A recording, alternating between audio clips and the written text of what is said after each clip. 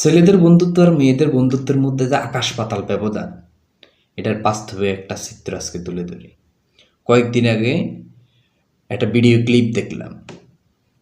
এক বান্ধবীর ফোন আরেক বান্ধবী নিয়ে দেখতেছে, এবং যার ফোন তার ধাক্কা লেগে ওই বান্ধবীর হাত থেকে ফোনটা পড়ে মোবাইলের ডিসপ্লে চলে গেছে।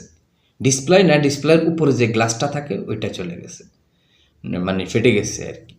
এখন ওই বান্ধবী আর ফোন এটা নিবে না, তার নতুন ফোন কিনে দিতে হইব। এবং এই ঘটনা ঘটতে ঘটতে ঘটতে ঘটতে স্কুলের প্রিন্সিপাল পর্যন্ত গেছে। তারপরে এই মেয়ে মানবেই না। পরে যার হাত থেকে ফোন পড়ে ফাইটা গেছে, পরে এই মেয়ের বাবায় কষ্টসিষ্ট করে এই মেয়ের নতুন ফোন কিনে দিতেই হয়েছে। এবং ছেলেদের বেলায় আসি, ছেলেদের বেলায় যদি এই ঘটনা ঘটতো তাহলে আমরা কি কইতাম?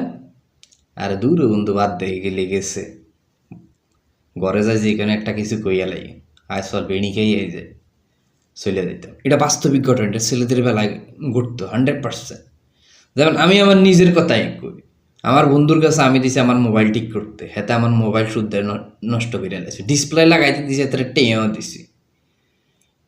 ডিসপ্লে লাগাইছে, একদিনের পরে ডিসপ্লে চলে গেছে। আবার নিয়ে হাতের কাছে দিয়েছে, হাতে এটার স্পিকার আজাই এলিস, মানে আড়াই এলিছে আর কি। পর আর এই মোবাইল আমি আনি এনে খবরে লই নি। কিন্তু আমাদের বন্ধুত্ব ঠিকই আছে, বিন্দাস চলতেছে। এখন মেয়েদের বন্ধুত্ব ছেলেদের বন্ধুত্বের মধ্যে তফাৎ হচ্ছে এইটা, বুঝছে? মেয়েদের বন্ধুত্ব মানে চিরস্থায়ী না, মানে স্থায়িত্বটা কম এদের। তারা এদের ভিতরে আল্লাহ, মাথার ভিতরে আল্লাহ ঘিলু কম দিছে। আর এরা সবচেয়ে হিংসুক বেশি, মানে হিংসে বিষয়টা মেয়েদের ভিতরে সবচাইতে বেশি। তো ছেলেদের ভিতরে এই জিনিসটা, মানে বন্ধুত্বের বেলায় এই জিনিসটা টোটালি কম, একবারেই কম।